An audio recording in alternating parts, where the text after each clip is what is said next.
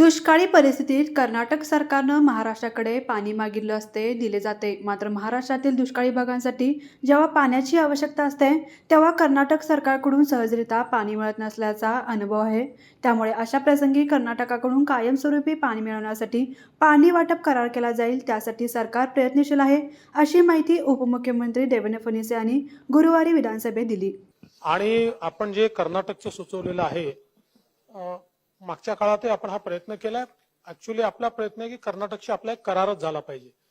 बघा, म्हणजे कर्नाटकमध्ये कधी काँग्रेसचं सरकार होतं, कधी भाजपचं सरकार होतं, पण जेव्हा जेव्हा कर्नाटकला आवश्यकता पडली आपण पाणी दिलं. म्हणजे आपला किती त्यांच्याशी बॉर्डर डिस्प्यूट असला तरी आपण पाणी देताना कधी तो विचार करत नाही. मात्र त्यांच्याकडनं पाणी ज्यावेळेस द्यायचं असतं त्यावेळेस ते आपल्याला फार त्या ठिकाणी तंगवतात. तर आपण आता, म्हणून मी मागच्याही काळात जे मिनिस्टर होते त्यांनाही विनंती केली होती की बाबा एक करारच तुमची आमच्यासोबत करा, तुम्हाला आमच्याकडनं पाणी लागतं, आम्हाला तुमच्याकडनं पाणी लागतं.